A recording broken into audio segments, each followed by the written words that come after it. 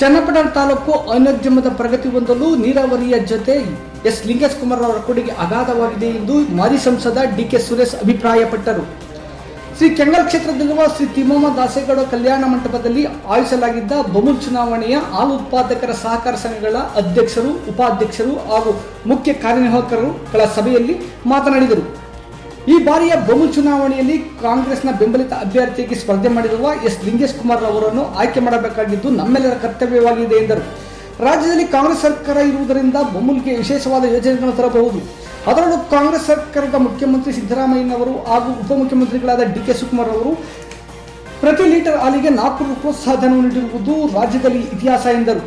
ಅನೋದ್ಯಮದ ಬಗ್ಗೆ ಕಾಳಜಿ, ರೈತರ ಬಗ್ಗೆ ಕಾಳಜಿ, ಚಿಂತನೆ ಹೊತ್ತಿರುವ ಪ್ರಾಮಾಣಿಕರನ್ನು ಬೆಂಬಲಿಸಿ ಯಾವುದರ ಅರಿವಿಲ್ಲದ ವ್ಯಕ್ತಿಗಳನ್ನು ಆಯ್ಕೆ ಮಾಡಿಕೊಂಡರೆ ಏನಾಗುತ್ತದೆ ಎಂದು ನಿಮಗೆ ಅರ್ಥವಾಗುವುದಿಲ್ಲವೇ ಎಂದರು. ಪರೋಕ್ಷವಾಗಿ ಎಚ್ ಜಯಮುತ್ತು ಬಗ್ಗೆ ಟೀಕಿಸಿದ ಅವರು, ಭಾರತ ಸರ್ಕಾರದ ಬೃಹತ್ ಕೈಗಾರಿಕೆ ಹಾಗೂ ಉಕ್ಕು ಖಾತೆ ಸಚಿವರಾದ ಎಚ್ ಡಿ ಕುಮಾರಸ್ವಾಮಿರವರು ಜಯಮುತ್ತುಗೆ ಕೆಎಸ್ಬಿಗೆ ಚೇರ್ಮನ್ ಮಾಡುತ್ತಿದ್ದಾರಂತಲ್ಲ, ನಿಮಗೆ ಏಕೆ ಬೇಕು ಬಮೂಲ್, ಆಸಕ್ತಿ ಇರುವವರಿಗೆ ಬಿಟ್ಟುಕೊಡಿ ಎಂದು ಮಾರ್ಮಿಕವಾಗಿ ನುಡಿದರು. ಕ್ಷೇತ್ರದ ಶಾಸಕ ಸಿಪಿ ಯೋಗೇಶ್ವರ್ ಮಾತನಾಡಿ, ರಾಜ್ಯದಲ್ಲಿಯೇ ಚನ್ನಪಟ್ಟಣ ತಾಲೂಕು ಹಾಲು ಉತ್ಪಾದನೆಯಲ್ಲಿ ಪ್ರಥಮ ಸ್ಥಾನ ಪಡೆದಿರುವುದರ ಹಿಂದೆ ನೀರಾವರಿ ಪ್ರಮುಖ ಎಂಬುದನ್ನು ಮರೆಯಬಾರದು ಎಂದರು. ಹಣಬಲ, ತೋಳ್ಬಲದಿಂದ ಚುನಾವಣೆಯಲ್ಲಿ ಗೆಲ್ಲುವುದಲ್ಲ, ಮತದಾರರ ಪ್ರೀತಿ ವಿಶ್ವಾಸದಿಂದ ಗೆದ್ದು ನಂತರ ಜಯ ಸಾಧಿಸುವುದು. ಜಯಮುತ್ತು ಚುನಾವಣೆಗಳಲ್ಲಿ ಗೆಲ್ಲುವ ತಂತ್ರಗಳ ಬಗ್ಗೆ ಬೇಸರಿಸಿದರು. ಸೊಸೈಟಿ ಚುನಾವಣೆಗಳಲ್ಲಿ ಮೂಗು ತೂರಿಸಿದವನಲ್ಲ ನಾನು, ಆದರೆ ಈ ಬಾರಿ ನಾನೇ ಬಮೂಲ್ ಅಖಾಡಕ್ಕೆ ಇಳಿತಿದ್ದೇನೆ. ಎಸ್ ಲಿಂಗೇಶ್ ಕುಮಾರ್ ಅವರನ್ನು ಗೆಲ್ಲಿಸುವುದೇ ನನ್ನ ಗುರಿ ಎಂದರು. ಪ್ರಾಸ್ತಾವಿಕವಾಗಿ ಮಾತನಾಡಿದ ಬಮೂಲ್ ಮಾಜಿ ನಿರ್ದೇಶಕ ಎಸ್ ಲಿಂಗೇಶ್ ಕುಮಾರ್, ನಿಮ್ಮ ಪಾದಗಳಿಗೆ ನಮಸ್ಕಾರ, ನನಗೆ ಆಶೀರ್ವಾದ ಮಾಡಿ, ನಾನೆಂದೂ ಯಾರಿಗೂ ತೊಂದರೆ ಕೊಟ್ಟವನಲ್ಲ, ನಿಮ್ಮನ್ನು ನಂಬಿದ್ದೇನೆ ಎಂದು ಹೇಳಿ ಗದ್ದೆತ್ತರಾದರು. ವೇದಿಕೆಯ ಮೇಲೆ ಗ್ರಾಮಾಂತರ ಬ್ಲಾಕ್ ಕಾಂಗ್ರೆಸ್ ಅಧ್ಯಕ್ಷ ಪ್ರಮೋದ್, ನಗರ ಬ್ಲಾಕ್ ಕಾಂಗ್ರೆಸ್ ಅಧ್ಯಕ್ಷ ಸುನಿಲ್, ನಗರಸಭೆ ಅಧ್ಯಕ್ಷ ವಾಸಿಲ್ ಅಲಿ ಖಾನ್, ಗ್ರ್ಯಾಂಡ್ ಡಿವಿಷನ್ಗಳ ತಾಲೂಕು ಅಧ್ಯಕ್ಷ ರಂಗನಾಥ್, ರಾಮನಗರ ಚನ್ನಪಟ್ಟಣ ಪ್ರಾಧಿಕಾರದ ಮಾಜಿ ಅಧ್ಯಕ್ಷ ಮಲವೇಗೌಡ, ಮಾಜಿ ಅಧ್ಯಕ್ಷ ಶಿವಮಧು, ನಾಗೇಶ್, ಚಂದ್ರಣ್ಣ, ಶಿವಪ್ಪ, ಫರೀದ್, ಡಾಕ್ಟರ್ ಕೆಟಿ ಲಕ್ಷ್ಮಮ್ಮ, ಜಯಿಸಿದ ಹಲವಾರು ಮಂದಿ ಹಾಜರಿದ್ದರು. ವಿಶೇಷವಾಗಿ ನಮ್ಮ ಈ ಒಂದು ಚುನಾವಣೆಯಲ್ಲಿ ಸ್ಪರ್ಧೆ ಮಾಡಲಿಕ್ಕೆ ನಿಮ್ಮೆಲ್ಲರ ಆಯ್ಕೆ ಲಿಂಗೇಶ್ ಕುಮಾರ್ ಅವರು ಮತ್ತೊಮ್ಮೆ ತಮ್ಮ ಆಶೀರ್ವಾದವನ್ನು ವಹಿಸಿದ್ದಾರೆ. 2 ಬಾರಿ ಸೋತಿದ್ದಾರೆ. ನಿರ್ದೇಶಕರಾಗಿದ್ದ ಸಂದರ್ಭದಲ್ಲಿ ಸಭೆಗಳು ವ್ಯವಸ್ಥೆಗಳನ್ನ ಮಾಡಿದ್ದಾರೆ. ತದನಂತರದಲ್ಲಿ ಅವರನ್ನ ಜೊತೆಲಿದ್ದವರೇ ಹೋಗಬೇಕಾದಂತಹ ಪರಿಸ್ಥಿತಿ ನಿರ್ಮಾಣ ಆಗಿ ಅವರಿಗೆ ಈ ಬಾರಿ ಈ ಕಾಂಗ್ರೆಸ್ ಪಕ್ಷ ಒಗ್ಗಟ್ಟಾಗಿ ನಿಂತು ನೀವು ಚುನಾವಣೆಗೆ ಸ್ಪರ್ಧೆ ಮಾಡಬೇಕು ಹೇಳಿ ಅವರಿಗೆ ಮನವಿಯನ್ನು ಮಾಡಿ ಇವತ್ತು ಅವರ ಚುನಾವಣಾ ಕಣಕ್ಕೆ ಯೋಗೇಶ್ವರರು ಕೂಡ ರಾಜಿರ್ಬೋದು ನಮ್ಮ ಪಕ್ಷದ ಎಲ್ಲ ಮುಖಂಡರುಗಳು ಸೇರಿ ಇವತ್ತು ಅವರ ಚುನಾವಣಾ ಕಣಕ್ಕೆ ಇಳಿಸಿ ನಿಮ್ಮ ಆಶೀರ್ವಾದಕ್ಕಾಗಿ ನಾವು ಅವರ ಮುಂದೆ ನಿಂತಿದ್ದೇವೆ. ನಾನಾಗಿ ಮಾತನಾಡತಕ್ಕಂಥದ್ದಿಷ್ಟೇ. ಬೆಂಗಳೂರು ಜಿಲ್ಲೆ, ರಾಮನಗರ ಜಿಲ್ಲೆ ಅಂತ ಹೇಳಿದ್ರೆ ಸಿಲ್ಕು ಮತ್ತು ಮಿಲ್ಕು ಎರಡೇ. ಇವತ್ತೇನಾರ ಹಾಲು ಉತ್ಪತ್ತಿ ಇಡೀ ರಾಜ್ಯದಲ್ಲಿ ಅತಿ ಹೆಚ್ಚು ಉತ್ಪತ್ತಿ ಆಗ್ತಾ ಇರತಕ್ಕಂಥ ತಾಲೂಕು ಯಾವುದು ಅಂತ ಹೇಳಿದ್ರೆ ತಾಲೂಕು ಅಂತ ಹೇಳಿ ಇಡೀ ರಾಜ್ಯದಲ್ಲಿ ಅತಿ ಹೆಚ್ಚು ಹಾಲನ್ನ ಉತ್ಪತ್ತಿ ಮಾಡ್ತಕ್ಕಂಥ ತಾಲೂಕು ಅಂತಕ್ಕಂಥ ಹೆಗ್ಗಳಿಕೆಯನ್ನು ತಾವು ಮಾಡಿದ್ವಿ. ಸೊ ಅದೇ ರೀತಿ ಅದಕ್ಕೆ ಕಾರಣ ಏನು ಅಂತ ಹೇಳಿದ್ರೆ, ಇವತ್ತು ನಿಮ್ಮಲ್ಲಿರ್ತಕ್ಕಂಥ ಎಲ್ಲ ಕೆರೆಗಳು, ಕಟ್ಟೆಗಳು ಸಂಪೂರ್ಣವಾಗಿ ನೀರು ತುಂಬಿದ್ರಿಂದ ಇವತ್ತು ಹೈನುಗಾರಿಕೆಗೆ ಉತ್ತೇಜನವನ್ನ ಇವತ್ತು ಸಿಗ್ಲಾಗಿ ಇವತ್ತು ಪ್ರತಿಯೊಬ್ಬ ರೈತ ಕುಟುಂಬನೂ ಕೂಡ ಸುಮಾರು ಬಹುಶಃ 15ರಿಂದ 16,000 ರೈತ ಕುಟುಂಬ ಇವತ್ತು ಚನ್ನಪಟ್ಟಣ ತಾಲೂಕಿನಲ್ಲಿ ಈ ಒಂದು ಹೈನು ಉದ್ಯಮವನ್ನ ಅವಲಂಬಿಸಿದೆ.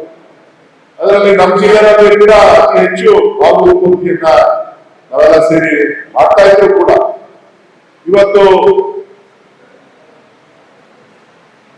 ಕೋಆಪರೇಟಿವ್ ಚುನಾವಣೆಗಳು ಕೂಡ ಪಕ್ಷದ ಆಧಾರದ ಮೇಲೆ ಚುನಾವಣೆಗಳು ನಡೆಯುವಂತ ಒಂದು ಸಂದರ್ಭ ಸೃಷ್ಟಿಯಾಗಿದೆ.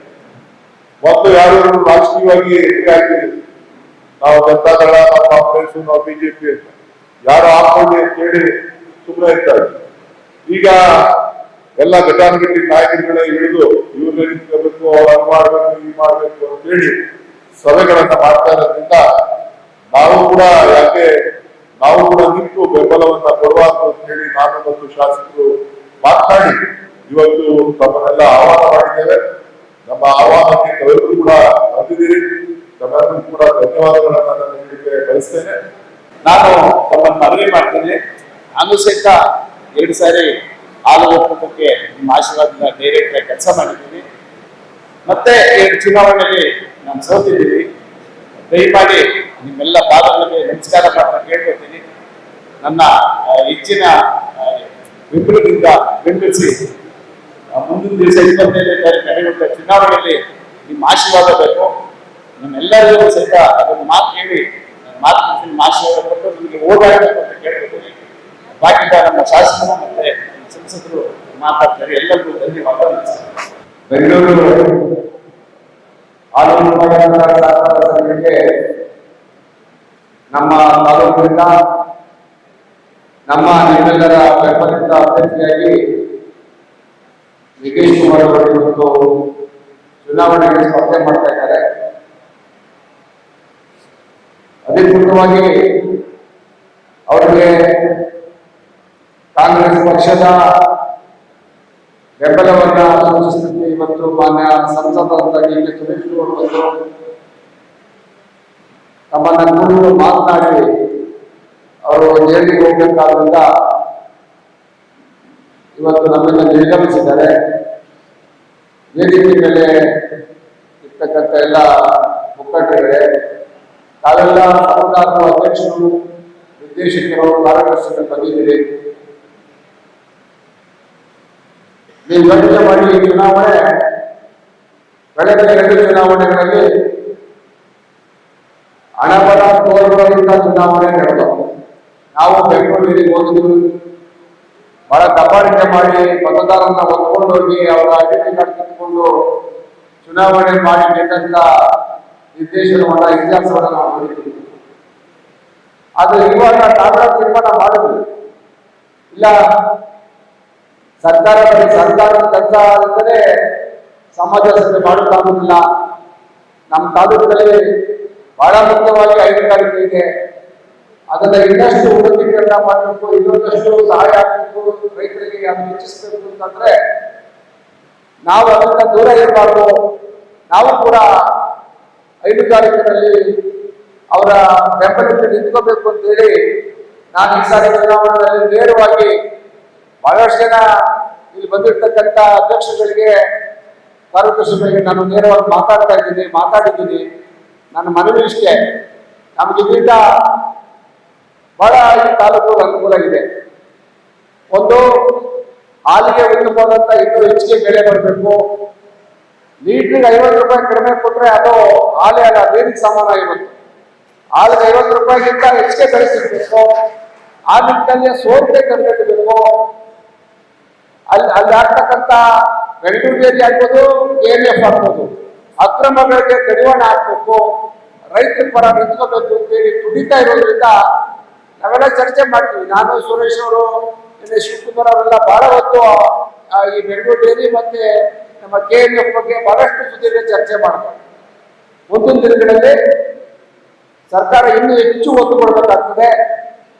ನಮ್ಮ ಚನ್ನಪಟ್ಟಣ ತಾಲೂಕಿನಲ್ಲಿ ಬಹಳಷ್ಟು ಪಶುವೈದ್ಯ ಶಾಲೆಗಳು ಬೇಕು, ವೆಟರ್ನರಿ ಆಸ್ಪತ್ರೆಗಳಿಲ್ಲ, ಡಾಕ್ಟರ್ಗಳ ಕೊರತೆ ಇದೆ. ಅದನ್ನೆಲ್ಲ ನಾನೀಗ ಸರ್ಕಾರದ ಒತ್ತಡ ಹಾಕಿ ಒಂದು 5-6 ಸಾಲಗಳನ್ನ ಈ ಸಾಲ 5-6 ಆಸ್ಪತ್ರೆ ಕೊಡಿ ಅಂತ ಕೇಳಿದ್ದೀವಿ. ಈಗಾಗಲೇ 2-3 ಸ್ಯಾಂಕ್ಷನ್ ಆಗಿದೆ, ಇನ್ನೂ 3-4 ಮಾಡ್ಕೊಡ್ತೀವಿ ಅಂತ ಹೇಳಿದ್ದಾರೆ. ವೈದ್ಯರ ಕೊರತೆ ಇದೆ, ರಾಸುಗಳು ಸಾಯಬಾರ್ದು, ಜನಕ್ಕೆ ಏನು ನಮ್ಮ ಹಾಲು ಉತ್ಪಾದಕರು ಯಾವ ರೀತಿ ಅಭದ್ರತೆ ಇರಬಾರ್ದು, ಅವ್ರಿಗೆ ಪ್ರಾಮಾಣಿಕವಾದ ಬೆಲೆ ಸಿಗಬೇಕು. ಯಾಕಂದ್ರೆ ಇದು ಶ್ರಮದಿಂದ ಬರ್ತಕ್ಕಂಥ ದುಡಿಮೆ. ಪ್ರತಿನಿತ್ಯ ಹಗಲು ರಾತ್ರಿ ದುಡಿದು ನಾವು ನಮ್ಮ ರೈತರು ಹಾಲು ತೆಗಿತಾರೆ, ಹಾಲನ್ನು ಉತ್ಪತ್ತಿ ಮಾಡ್ತಾರೆ. ಅದಕ್ಕೆ ನ್ಯಾಯಯುತವಾದಂತ ಬೆಲೆ ಕೊಡಿಸ್ಬೇಕು. ಆ ನಿಟ್ಟಿನಲ್ಲಿ ಒಬ್ಬ ಉತ್ತಮವಾದಂತ ನಿರ್ದೇಶಕನ, ಸರ್ಕಾರದ ಪರವಾಗಿರ್ತಕ್ಕಂಥ ನಿರ್ದೇಶಕನ ಆಯ್ಕೆ ಮಾಡ್ತಕ್ಕಂಥ ಜವಾಬ್ದಾರಿ ನಿಮ್ದಿದೆ. ಆ ನಿಟ್ಟಿನಲ್ಲಿ ನಮ್ಮ ಪಕ್ಷದ ವತಿಯಿಂದ ಇವತ್ತು ನಿಖೇಶ್ ಕುಮಾರ್ ಸ್ಪರ್ಧೆ ಮಾಡಿದ್ದಾರೆ. ನನಗೆ ಭರವಸೆ ಇದೆ, ಇಡೀ ತಾಲೂಕಿನಲ್ಲಿ ಉತ್ತಮವಾದಂತ ಬೆಂಬಲ ಇದೆ.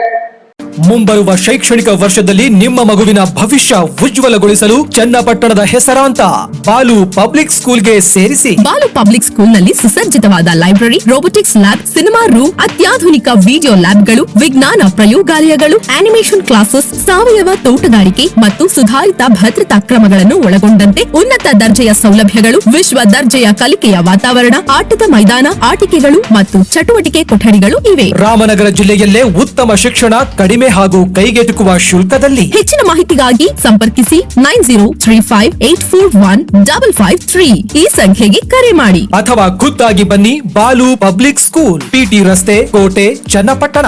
Balu public school, shaping young minds, inspiring futures.